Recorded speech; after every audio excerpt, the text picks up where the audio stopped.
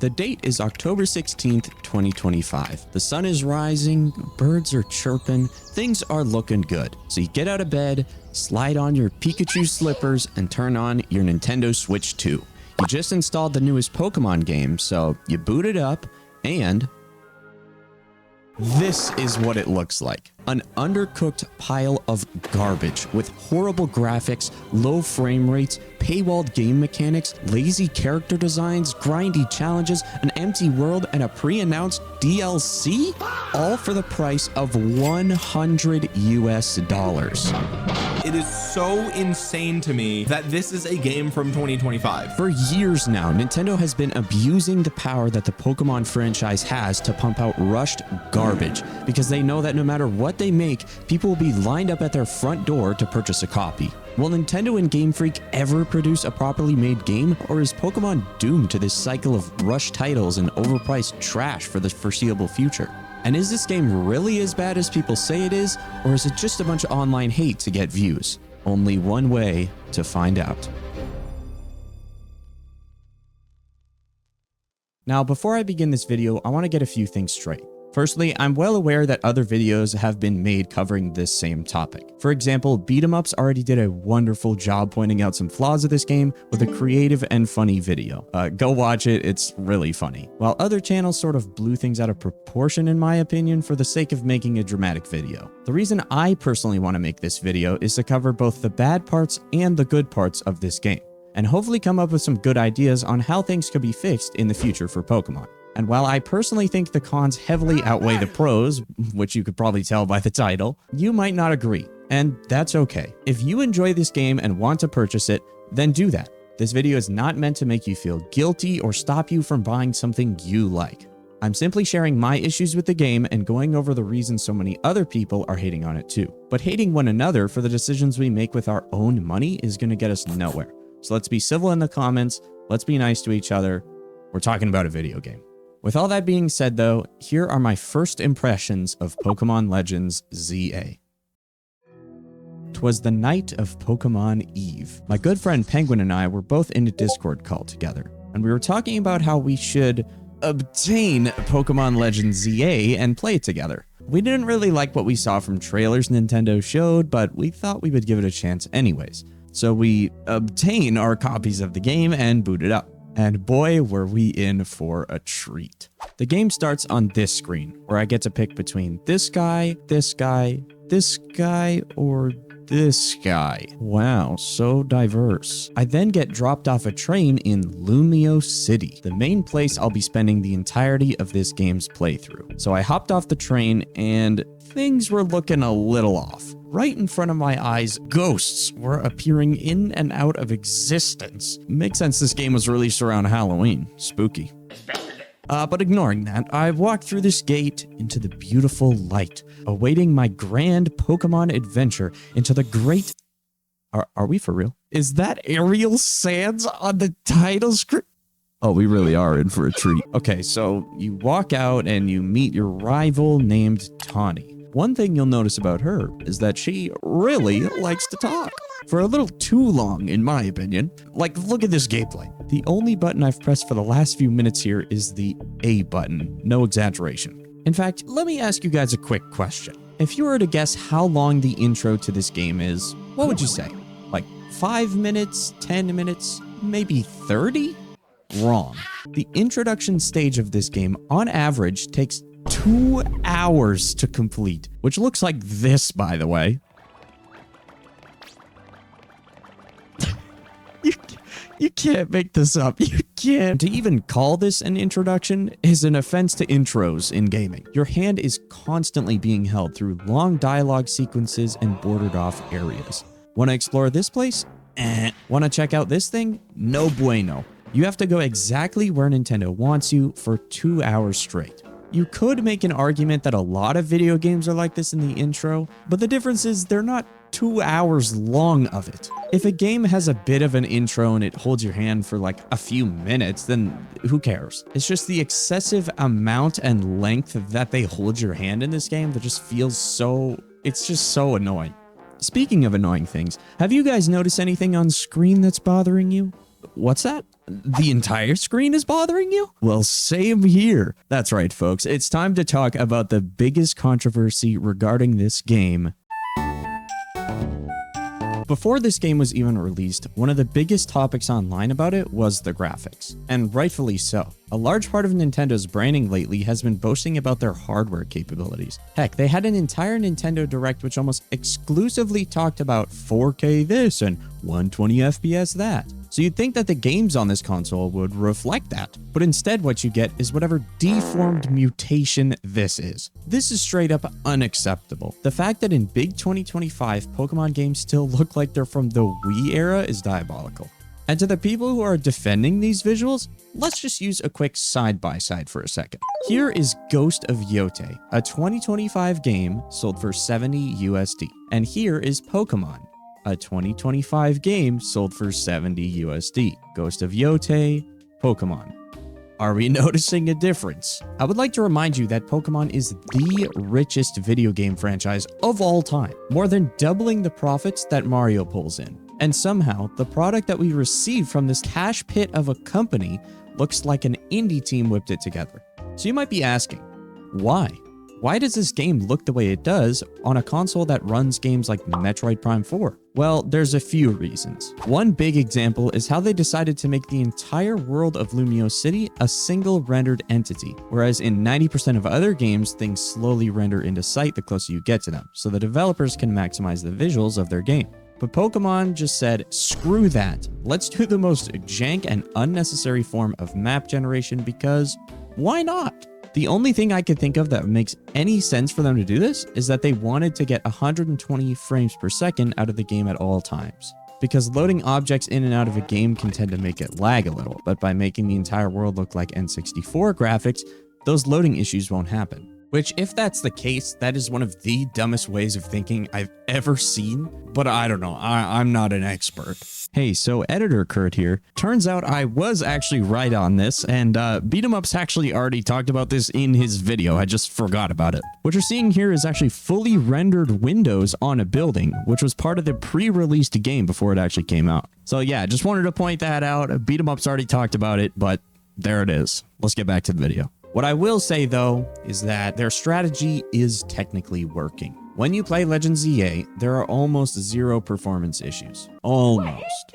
But no, seriously, for the most part, this game runs at very smooth frame rates, which is a nice change for Nintendo games. I could go on and on about these awful graphics, but I think a good way to sum it up is this clip from Beat'emup's video.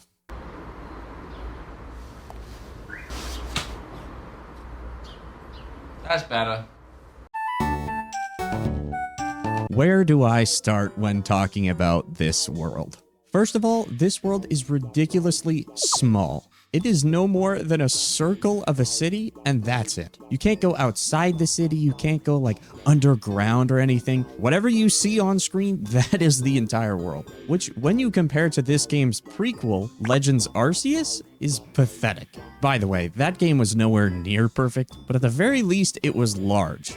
And for such a small world that you're given in this game, it's crazy how empty it feels. You get roughly 3 types of areas to explore in the whole game, and that's it. You have the streets, the rooftops, and the interiors. The interiors are surprisingly nice, actually. I gotta give credit where credit's due. They feel full, they're not low quality, like I found myself walking through the hotels, the museums, things like that, and it feels alive. It feels like there's actually things going on. But then you step outside, and reality splashes you in the face. The streets consist of trees, bushes, some frozen NPCs, and these stupid jungle gym structures. Oh my gosh, don't even get me started. These stupid excuses of gameplay are so pathetic, I can't even explain it. In almost every corner of the game, they just throw in these parkour courses, if you can even call it that, where you walk up some ramps, climb some ladders, and roll around sometimes. It's super jank, not fun, and the reward at the end is usually these dumb little items that you never use or have way too many of. The sole purpose of these things is to pad out the game. Speaking of things that pad out the game, the cafe locations in the world are embarrassing. Most buildings in this game are, to be honest. But specifically, the cafes really annoy me. You'll walk up to a location and see an NPC at the door. Naturally, you'd think you'd be able to go inside. Instead, you're forced to stare at a flat wall and talk to an NPC that gives you food. This has to be one of the laziest mechanics I've seen in a game. You could tell the developers were just done with their jobs. So they slapped an NPC in front of the door and called it a day. And it's not just cafes that have this issue. If you go to just about any door in this entire game, you can't open it. It is a flat JPEG slapped onto the side of a building. This to me just really shows off how rushed this game appears. And one last thing, the wild zones are so disappointing. It's the one area where you're actually going to consistently see Pokemon, fight them and catch them and all those things, and they all look the exact same. There is one location in the game where it is snowing inside of a wild area, but besides that, they're near identical. And the cherry on top is how they're implemented into the world. Instead of having like a creative way to kind of border off the areas, they literally just slap green holographic walls that just shoot up into the air, and that's how the Pokemon are kept inside. By green magical tech dust. Because that just makes sense. Overall, this world is pretty lacking. It's small, and it's just not that enjoyable to explore. And on the topic of exploration, that actually brings me to my next part, which is... Tell me why, okay? Tell me why. Shut your... Sorry. Tell me why, in the year 2025, I cannot jump in my video game. And no, you didn't hear me wrong there. You legitimately cannot jump in this video game. Which, listen, I know people are going to get on my back about this. There's plenty of games out there that don't have jumping, and they're just fine. Like Animal Crossing, for example, that game works just fine, and you don't jump at all. But in this scenario, okay, it just feels wrong. Like the game, it feels like it needs the ability to jump, but it's just not there. There is so many areas in this game where there's a little ledge or a little box or something that I just want to hop over, but I have to go all the way around in the most inconvenient way possible just because I can't jump. And you'd think that like, oh, okay, maybe there's no jumping because there's another mechanic that kind of replaces it. For example, in Pokemon Legends Arceus, you have rideable Pokemon, which allow you to go on water, fly in the air, climb mountains, and run faster. Surely, in the newest Pokemon Legends game, they have something similar, right, guys? Right, guys? The only way to get up places in this game are ladders, which are super slow, or these lazy elevators, if you could call them that. They're yellow, holographic little rectangles on the ground, and you just teleport, bloop, you just teleport from one spot to the other in an instant. Those are the only ways of getting around. Well, unless you count this. Which is crazy, because even referring back to really old games like Pokemon Emerald, which was made in 2004, over 20 years ago, there was items in the game like the bike, which allowed you to move around the world a lot faster. I will never understand why games like this remove features that were good features from their previous games. Like, they already took away the huge world from Legends Arceus, and now they're taking away our mobility? Like, what are we doing, guys? What are we doing? But honestly, out of all the game mechanics problems, that one's a bit of a nitpick, believe it or not. What's actually the most annoying part, in my opinion, is Pokemon evolutions. Oh my goodness, Pokemon evolutions in this game. And to make you guys understand this, I'm going to pull you into a scenario that I actually lived in this game. Okay, so imagine you're about halfway through the game and you're exploring Lumio City. You're picking up side quests, you're going through wild zones, and just kind of wandering. When all of a sudden, you stumble upon a shiny Haunter out of pure luck. For those of you who don't know what a shiny is, it's basically just an extremely rare version of a Pokemon. Which, by the way, if we're speaking in pure numbers here, the chance of getting a shiny is a 1 in 4,096 chance. So it's pretty darn lucky.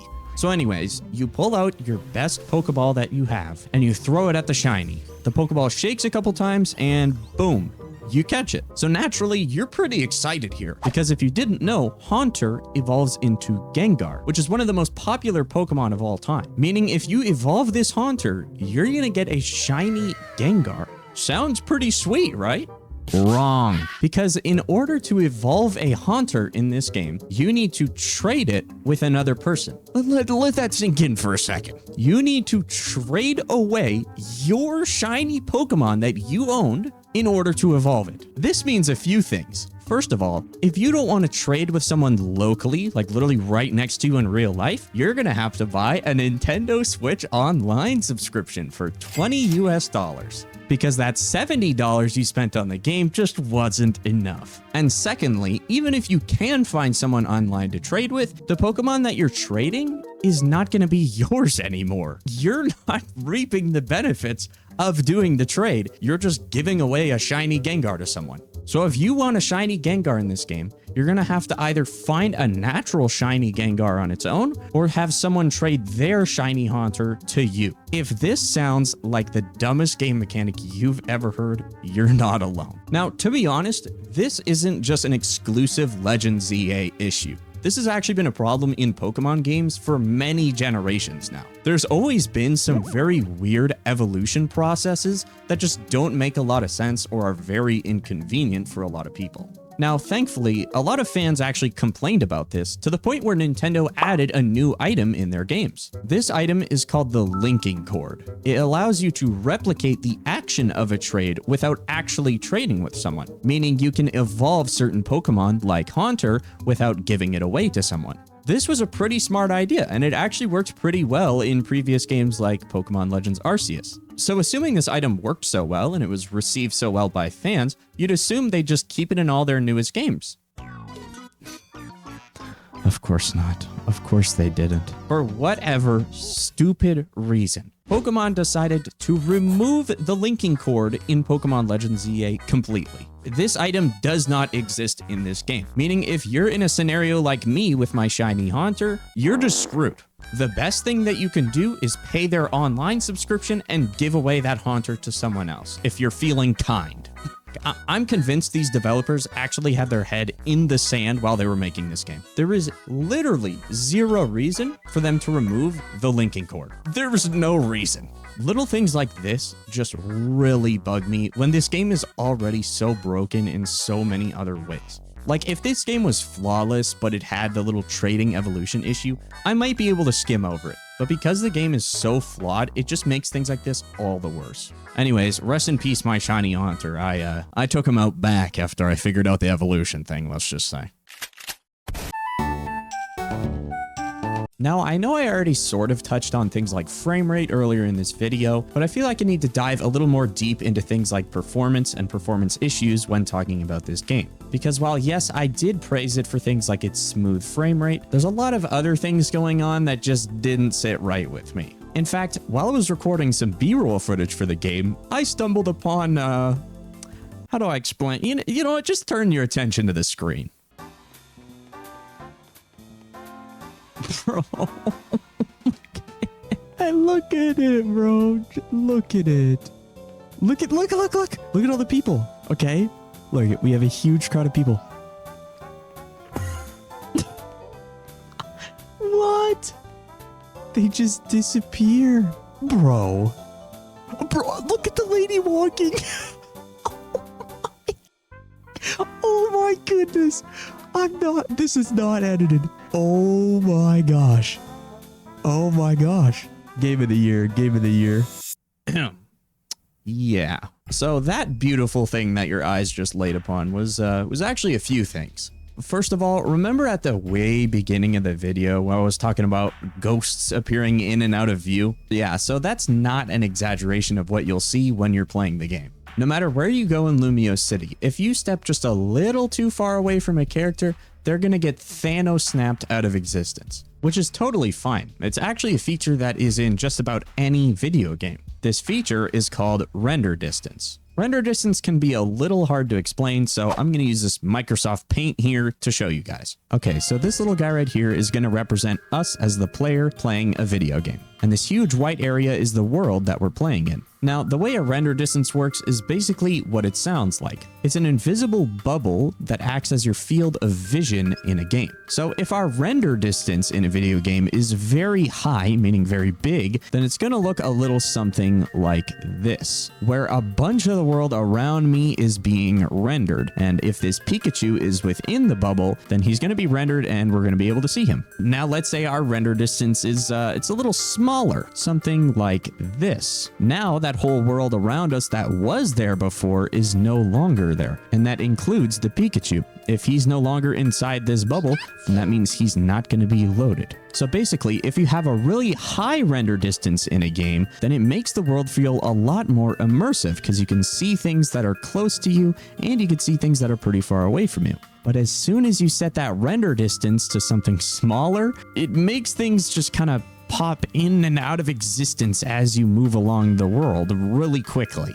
This is exactly what's happening in Legend ZA. Nintendo decided on making the render distance extremely low just because they wanted to boost that frame rate as much as they could. If we were playing a competitive first-person shooter, then this would make sense. In games like that, frame rate really matters because competitive players need to be able to see everything running super smooth at all times. But we're playing Pokémon. There's no reason for the frame rate to need to be perfect throughout the entire game. It would be so much better if we just had way nicer graphics and textures and all these things with the sacrifice of a bit of a frame drop here and there. Breath of the Wild and Tears of the Kingdom are perfect examples of this execution. Instead of making the performance as perfect as possible, Nintendo sacrificed frame rate in a lot of scenarios to make the game look stunning, which it does. The game looks undeniably beautiful in every way. And although it is annoying when you walk into like the Lost Woods and your frame rate goes really low and your console starts struggling, you have to ask yourself, would I rather have flawless frame rates but an ugly game, or some bad frame rates with a gorgeous game with beautiful graphics? I know certain people have different opinions on that, but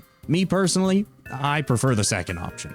But anyways, overall, this game runs pretty well in certain areas and not so well in other areas. Whether you're playing the game on your original Switch 1 or the new Switch 2, it's really not going to make that big of a difference. Especially when you're paying $10 extra for the Switch 2 edition, which actually leads me into our next discussion.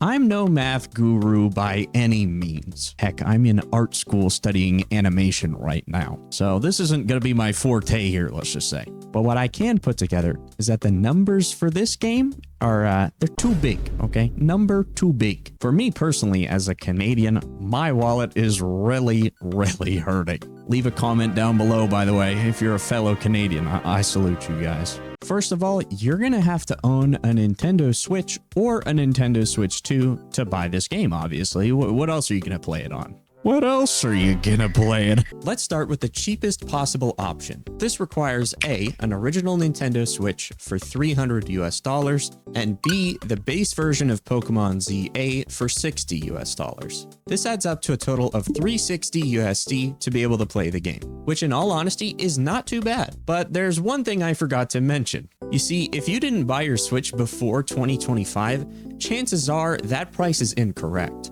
Because shortly after the release of the Switch 2, Nintendo decided to up the prices of the original Switch, which instead of being $300 is now $340, which means the cheap option to play this game has now just jumped $40 for practically no reason. Now, the actual reason for this price increase is a bunch of political jargon, which I'm not going to talk about in this video. But I do think in general, it is a pretty stupid decision that Nintendo made. Increasing the price of your 7-year-old product by $40 is stupid. Nobody is going to want to buy an original Switch now. Not to mention the increased price of the Switch OLED and the Switch Lite as well, which jumped by $50 and $30. Once again, just a very greedy and stupid decision on their end. But anyways, that's old news. That's the Switch 1 edition. No one wants to play that crap anymore. What everyone really wants to play is the newest Switch 2 edition. So let's jump into those prices.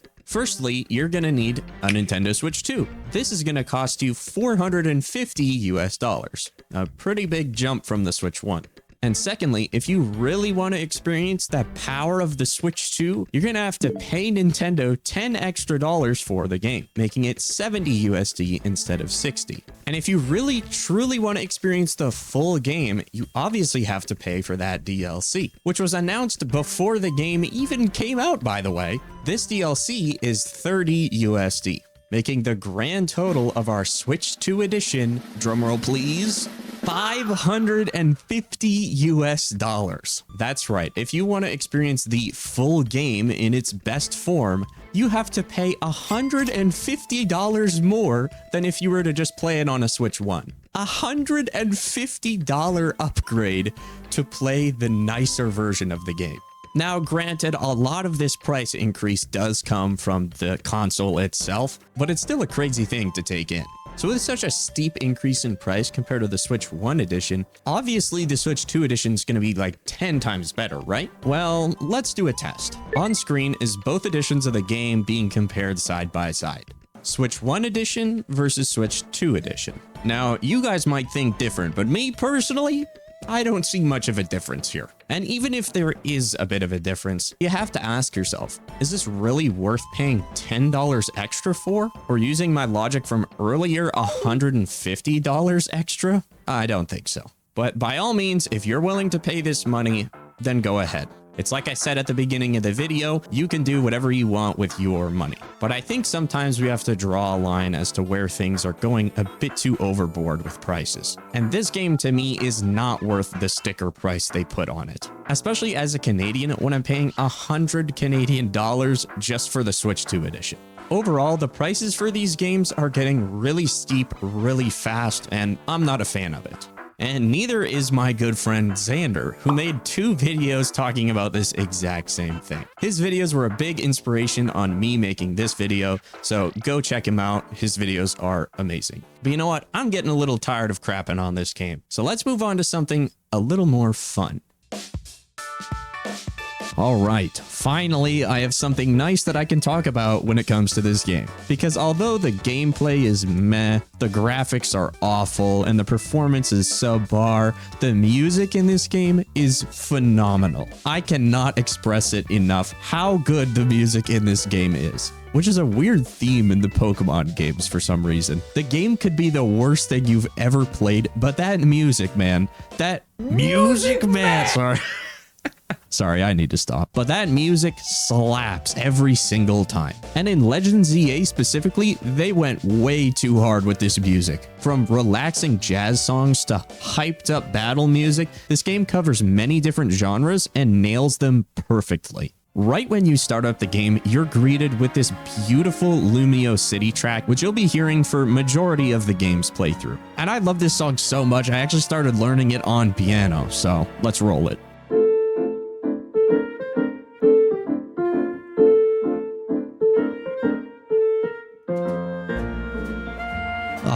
Isn't it beautiful?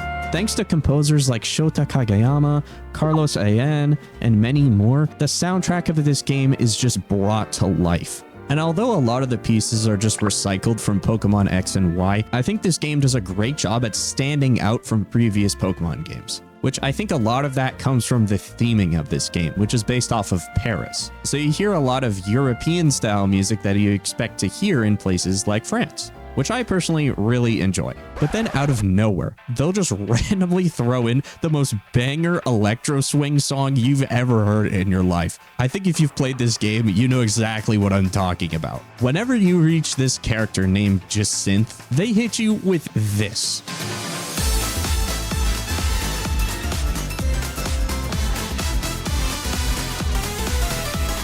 They went crazy with this beat.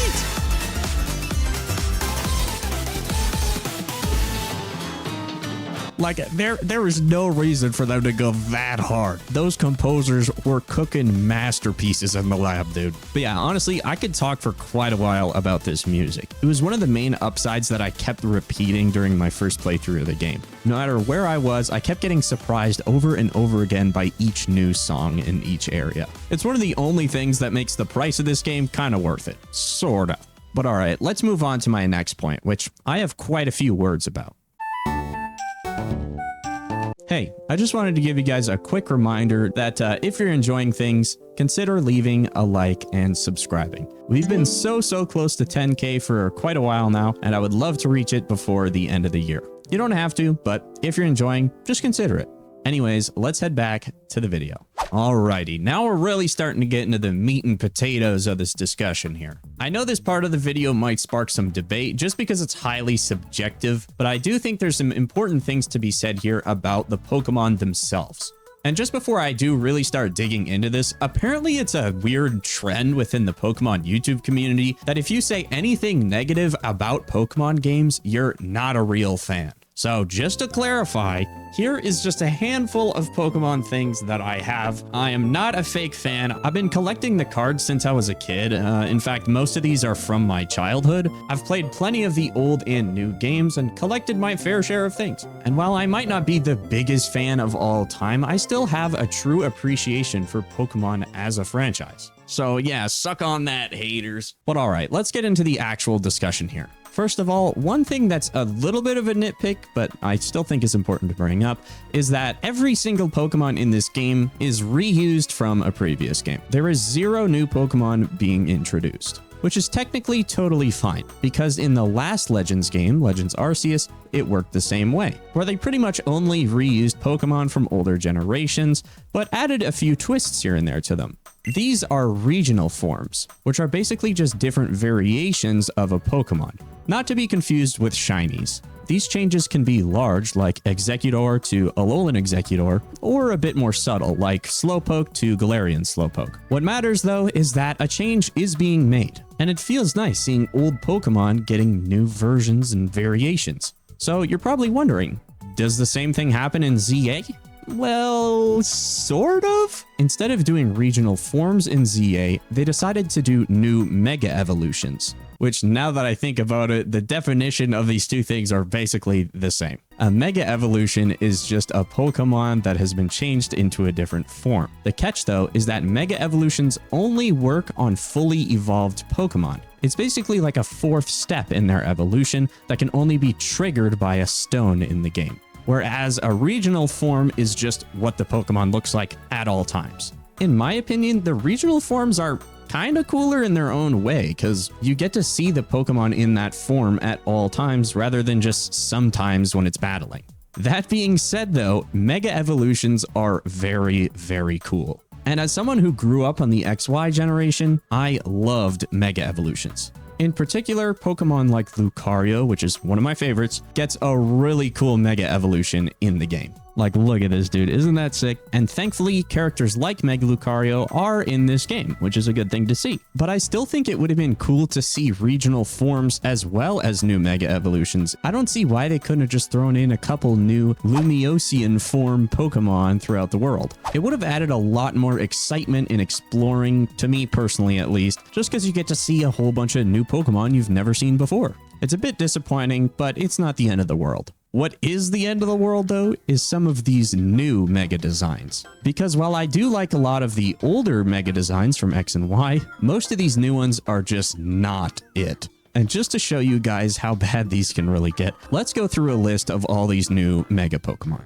Okay, so since there are 30 new Mega Pokemon added in ZA, which by the way is surprising to me, I was not expecting them to add that many, I'm not going to be able to talk about each individual one here. That would take way too long. So instead, I'm just going to talk about a handful of the worst ones. And yes, before you go storming the comments defending your favorite Pokemon, this is technically a subjective topic. What you think looks good might be different from what someone else thinks looks good, but at the end of the day, there is such thing as good and bad character design. Trust me, I'm in art school, I know. And when looking at some of these designs, you have to admit, at the very least, they are lazy.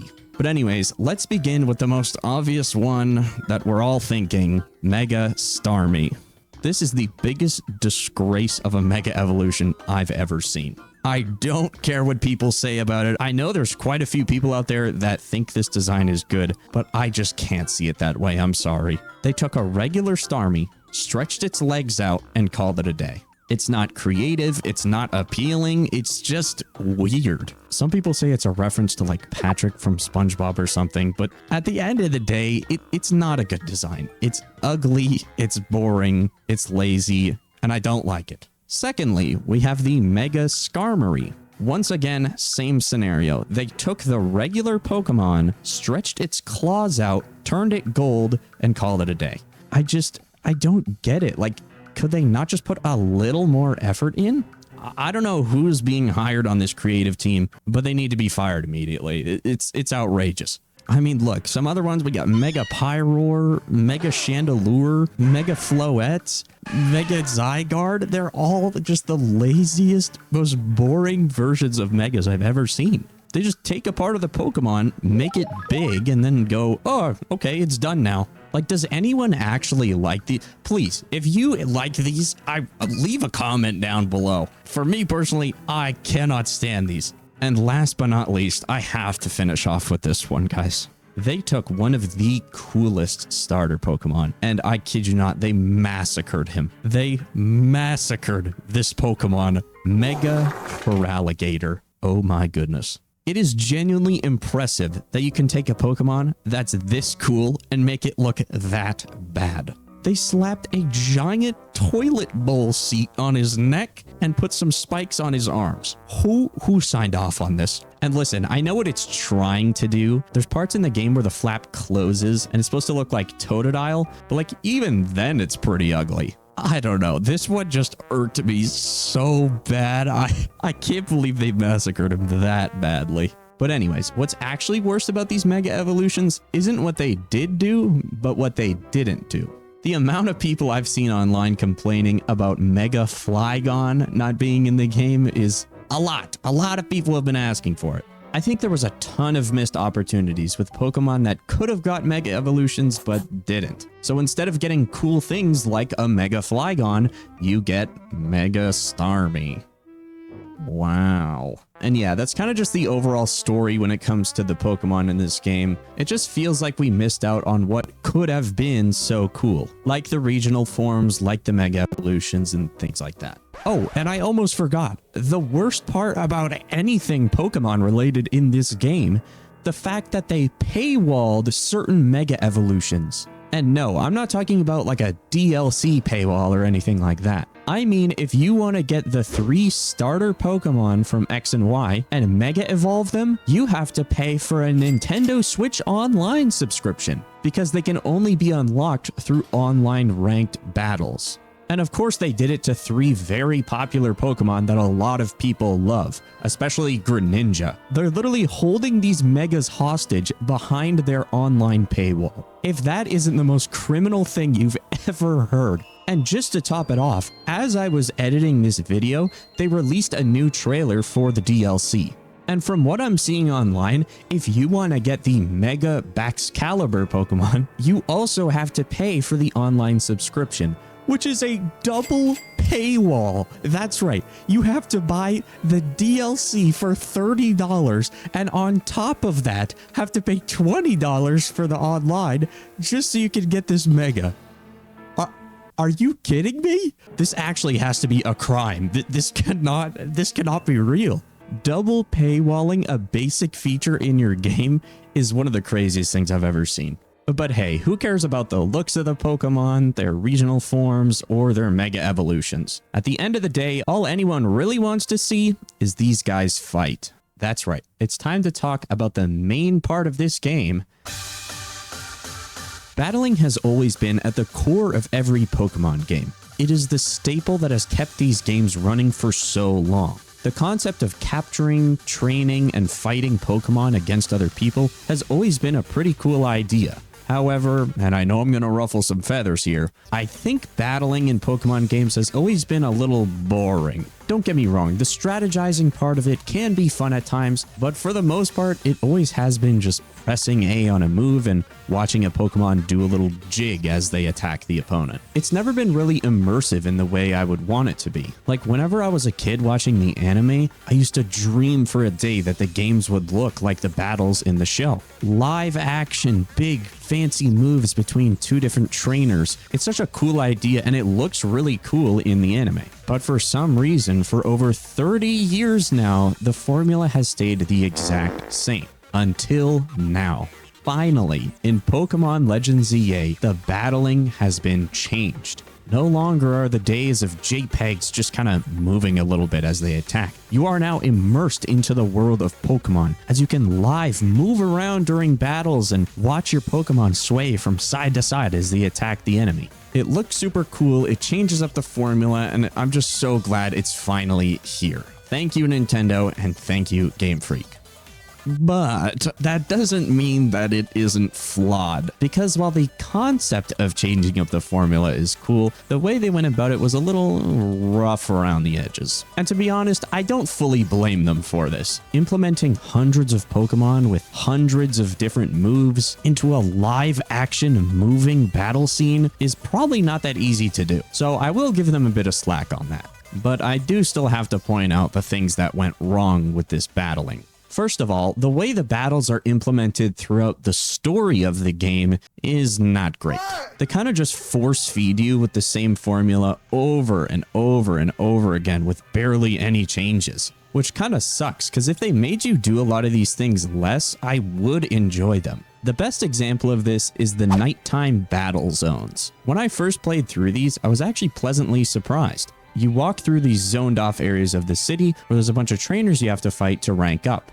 You can grab these ticket objectives and do cool little tasks. You can sneak up on your opponent and attack them that way. There's a bunch of ways to have fun in these areas. And like I said, I did actually like them until I had to do them like 20 times. The repetitiveness of these things just kill them, which is annoying because on average, they take about 10, sometimes 20 minutes to complete. And yes, I did literally time it on my stream because I was curious. It takes what should be just a fun little side part of the game you can explore and turns it into a core part of the story that you're forced to do multiple times. And same thing goes for the rogue mega battles. These are what I was most interested in when I saw the trailers for this game. It's an area where you fight against a giant boss mega Pokemon and get to really push the limits of this new battling mechanic. And to be honest, out of all the battles in this game, these were by far my favorite. Each Mega Pokemon has its own unique moveset in every Rogue Mega fight, which makes the fights a lot less predictable and a lot more like the anime like I described before. You get to see all these crazy flashy moves and you have to deal with each Pokemon in different ways. But it suffers kind of the same issue as the nighttime battles, where instead of just being a fun thing you can explore on your own, it's pushed into the center of the story and makes you repeat them over and over and over again until you're kind of just bored of them. It's pretty unfortunate how they go about it, but it is what it is. At the very least, there were parts of the story that were similar to gyms from old games. These sections weren't my favorite, but they happened a lot less, which made them feel more special. Plus, it's what lets you hear that banger just synth theme that I was talking about, but that's a bonus. But yeah, in terms of battles, that's basically the gist of what you're going to see in the game. Now, the actual execution of how the battles play out is a whole other topic. First of all, for 99% of the battles in this game, you can defeat them using only one Pokemon. And I'm not exaggerating, I literally tested this for majority of my playthrough. Early on in the game, I obtained a Lucario, which I promptly named Kaya for obvious reasons. Kaya, please just... And for almost every battle I did, Kaya was the superstar. I did not have to pull out a single one of my other 5 Pokemon on my team. I only had to use Kaya. You just need one decent Pokemon that you spam XP candies on and you're good to go. Which kind of takes away from like the whole point of the game. At least in older Pokemon games, you would cycle through a lot of your different Pokemon as you strategize your moves, thinking about type advantages and effects and all those other things. But because these battles are now live action, you don't have time to think about those advantages. You kind of just stand still, mash a move, wait for it to recharge, and then mash it again. There's not much strategizing that you need to do to win these fights anymore. You can strategize if you want to win the battle in the most optimal way, but if you're just trying to get to the end of the story, you can turn your brain off and get through all these battles with no problem. I feel like a large part of this is because the fighting mechanic is so brand new. They didn't really have time to fully fledge it out and test it the way they should, so it's a little easy at times and you can kind of cheese it. Otherwise, I do really like the way that things are going with these battles. I think with just a little bit of tweaking, this could actually be a great future for Pokemon. So, I'm not gonna lie, I've kind of been dreading talking about this part of the game. And not because the story itself is necessarily awful or anything, but just because the way you go about interacting with it is extremely forgettable. Instead of immersive cutscenes and interesting pieces of dialogue, the story's kind of just fed to you through way too much dialogue that isn't voice acted and some boring cutscenes. There was practically no moment during my entire playthrough where I was really super intrigued by the story. It's long, it's repetitive, and the overall plot is about as deep as a kid's pool. And as much as I'd love to just summarize it for you in an intricate way, I really do not have the time or interest to do that. So I'm just going to go over the main high points and low points that I experienced in this story. Starting off with a high point, I think that the character designs of this game are actually very good. Every character that you're interacting with throughout the story is pretty appealing and interesting looking. Especially Emma. Anyways, you got a wide variety of different characters with different personalities, and I kind of enjoyed that. The only problem, though, is when they open their mouths. Or should I say, when they silently open their mouths, because in every piece of dialogue throughout this entire game, not a single voice can be heard. There is moments throughout the story where you can hear a pin drop during your gameplay. Not a single word or even a little sound is said in any of these moments in the game. It completely takes you out of the immersion and makes me completely uninterested in every piece of dialogue. This has also been a generational problem with Pokemon, where not a single one of the games has ever had any voice acting. I know it's not the biggest deal in the world, but you do notice it a lot when you're playing the game. I don't know why they can't just do something similar to Zelda games, where yes, those characters aren't saying full sentences, but they make little murmurs and sounds as you're interacting with them. It makes them feel way more alive and makes you way more immersed into the game. Because without it, you get moments like this. I don't know, maybe I'm being a bit nitpicky, but it's just something I noticed. Anyways, remember what I said about the story being repetitive? Yeah, that's no joke. This story is the most rinse and repeat story I've ever seen in a game. I cannot count on my hands the amount of time I sat at the stupid meeting table eating croissants. We're having croissants for the 50th time. Croissant meal time, guys. It's time for the meeting. It's time for the meeting with the croissant. What is this? Zoom in. It's always do a nighttime battle, rank up, fight a person, meet at the meeting table, rinse, repeat. It gets very old, very fast, and is overall just not enjoyable. Speaking of unenjoyable things, the ending to this story is insanely anticlimactic. I had to suffer through literal hours and hours of a slog of a story just for it to end in the most boring way possible. The gist of what happens is that this old man that you start the game with, named Z, actually built a deadly super weapon in the Eiffel Tower that's gonna kill everyone. So you and your goons have to make your way to the tower and shut down the giant machine. It sounds like a simple end to the story. And it should be, but instead, you're forced to sit through these insanely prolonged battles right at the end of the game. First, you have to fight the cafe barista people, which are like twist villains, I guess. And then you fight Tawny to see who's gonna go shut off the machine. You win the battle, obviously, but she goes and shuts it off anyways. I'm like, what? Then you go through this long sequence of walking through the streets and fighting a bunch of mega Pokemon, which takes way too long, by the way. You probably go through a solid 5 different encounters with mega Pokemon, and the sections between them are so long for no reason. No way. We make this a meeting table. They always manage to sneak in the stupid meeting table. Oh my gosh. What is happening, man? We're gonna scale the PNG building with a human ladder?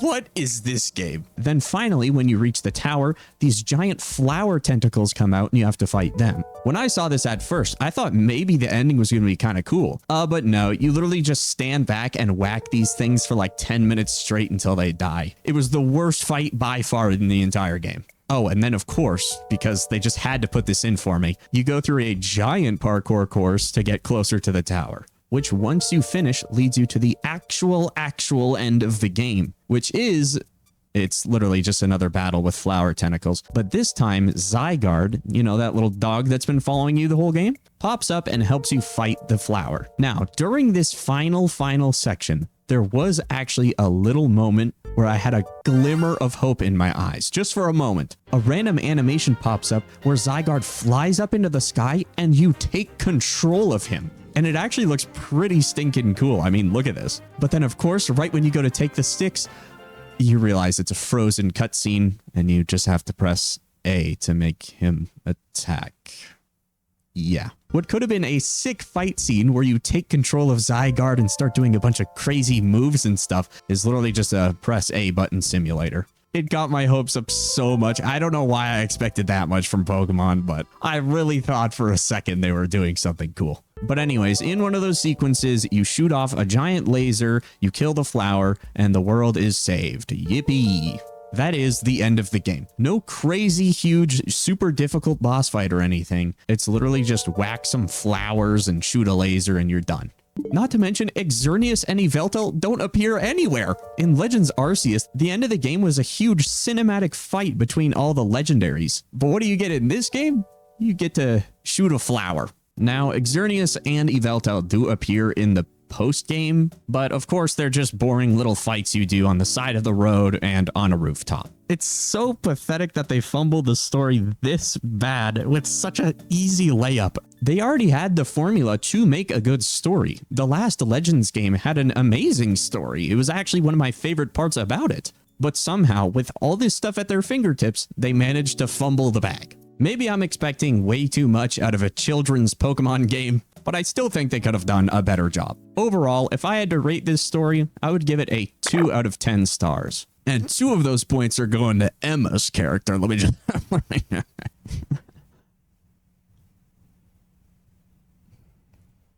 Sorry.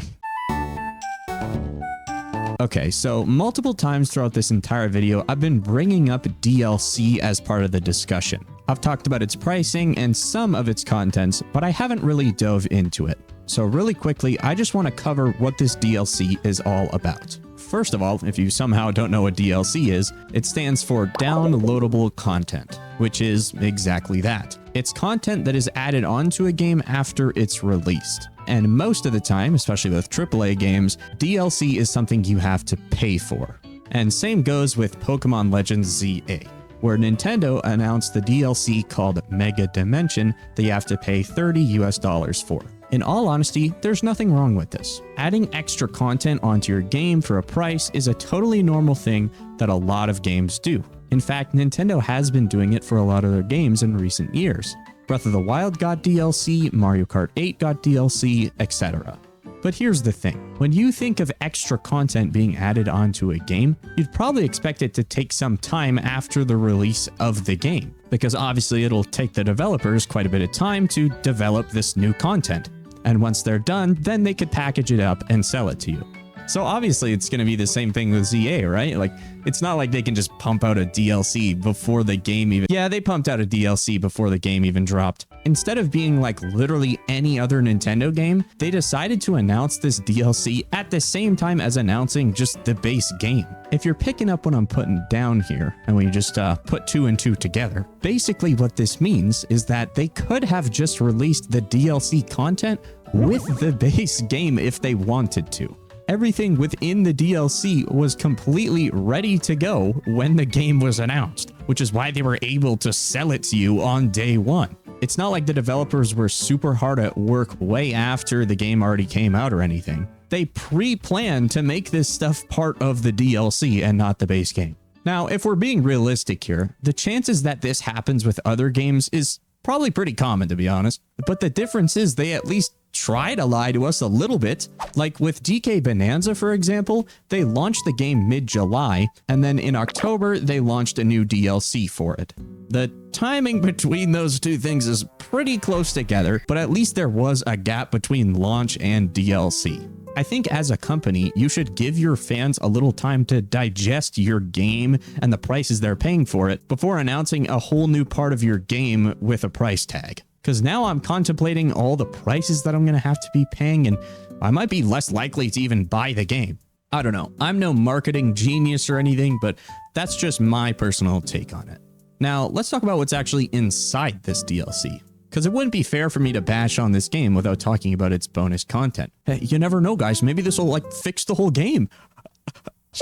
All right. At first glance, I have really only one word to say about this DLC, and it's generic. There's nothing really standing out here. I mean, it's some different dimensional spatial stuff going on. It's basically just parts of Lumio City that have been turned into this alternate reality type thing. The only actual new stuff that's going on is these weird donut things with this new character. I'm not sure what that's about. A couple of new characters, a couple of new Mega Pokemon, and some extremely over-leveled Pokemon walking around the world. This is the only thing that really caught my eye when I was watching this, was seeing things like a level 164 Marowak just demolish your Pokemon. Seeing something like this does give me a little bit of hope for this DLC, but overall I'm not too jazzed about it or anything. The new characters seem okay, I guess, and the new Mega Pokemon designs are pretty cool.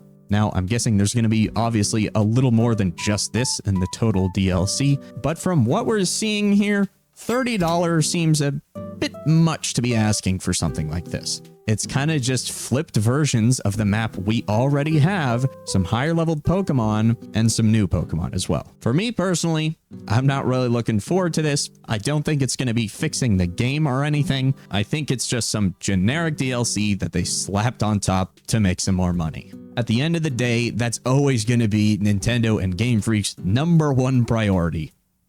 Money! Whatever they can do to squeeze a few more pennies out of your wallet, they're going to do it. This isn't some incredible DLC that they're making for the hardcore fans or anything. It is a cash grab, and that is it. It is going to be dropping mid-December, which is a month away from now, so I can't fully judge it just yet, but I think I have the general idea of what's going on. But anyways, enough about that. Let's end off with a bit of a lighter note. I've been going on a bit of a hating spree for a while now, so to lighten up the mood, I want to talk about some small things that I enjoyed throughout the game, and also things that we could fix for the future of Pokemon games. Because while I do mostly hate this game, I think there is good in it. And if we just make some tweaks to the formula, it can really end up being a great game. So let's start off with the positives. Firstly, I actually really enjoyed the animations throughout this game. You can tell that the animation team went really hard when it came to cutscenes and the Pokemon themselves. And although a lot of the scenes with characters in game are pretty lifeless, the video cutscenes are very well made. I have to praise them for them. And one thing that they absolutely did not have to do, but they did anyways, was the animations for the Pokemon that follow you. For some reason, they just made this the most detailed part of the game. Each different Pokemon in the game has a different animation as they're following you walking around. They have tons of personality. They really show off the uniqueness between each different Pokemon, and I love this feature. I think it really builds on the new open world concept that they're doing with the battles and with just walking around the world. Secondly, the UI design is actually pretty good in my opinion. It's straight to the point, simple to use, and it's there when you need it. The only real problem is the buttons that they're mapped to is a bit odd. Like the map is plus and your inventory is Y. I don't know. I'm not a fan of that. But the design itself of the UI, I do appreciate. And lastly, you might not have noticed this, but certain Pokemon actually got a fresh coat of paint in this game. I don't know specifically how many, but from what I've seen, Charizard, Blastoise, and Venusaur all got really cool new designs. They look much more rigid and tough, and it reminds me a lot more of their old art styles from older generations. It's another thing that they totally didn't have to do, but they did anyways. But enough glazing. It's time to finally talk about the things we could do to fix the game in the future. All right, let's rapid fire these off. First things first, we need a graphics update. Fix all the bad textures, flat buildings. We can't be having games that look like this in 2025. Secondly, the world needs to be either expanded or filled with more content. You could tear down the giant walls around the city to allow players to explore more, or you could add just more intricate parts to the city we already have, like an underground tunnel system, more building interiors, or just more full streets in general. Thirdly, add back rideable Pokemon from Legends Arceus so you can fly around the city or just move faster in general. Also, give us the ability to jump and remove all the stupid parkour courses, ladders, and fake elevators, and replace them with either real elevators, stairs, or just the rideable flying Pokemon. Oh, and also, give us the linking cable back. I want to be able to evolve my Pokemon without using online. Up performance features like render distance so that characters stop popping out of the world every time I walk around, and so they don't walk in like 2 frames per second. Fourthly, not really a gameplay thing, but drop the price of the game and the DLC, or just include the DLC as part of the base game. Don't make people pay for stuff that you already have ready. Number 5, add regional form Pokemon into the game, fire your creative director and make some actual good mega designs, and don't charge people for your online subscription to get certain mega evolutions. Just put those mega evolutions in the base game. And for the cherry on top, if you could give us Mega Flygon, that would be great. Number 6, make the nighttime and rogue mega battles appear way less often in the story so you can actually enjoy them more. And instead, bring back old concepts like gyms, where there's puzzles beforehand and then a big, difficult battle at the end. And lastly, remove every last one of those stupid croissant meetings, or so help me. Those are some of the things I would do to hopefully fix this game. I probably missed out on a bunch of things, so if you have any good ideas, just leave a comment down below. I'd love to read what kind of ideas you guys have for fixing this game. But otherwise, that's about it. I've covered everything I have to hate and love about Pokemon Legends CA. I hope you guys enjoyed this really big deep dive sort of video. I've never done anything like this before, so it was pretty difficult to do. This has been a solid month in the making, so any and all support to this video would be greatly, greatly appreciated. And once again, a shout out to Xander and also Skitty Bitty, who inspired me to make this video. I definitely took some deep inspiration from both of their videos, so once again, go check them out. They make some great, great stuff. Also, shout out Penguin, who played this game at midnight with me. That was a ride. But anyways, that's about it for this video, and I'll see you guys on the next one. Peace.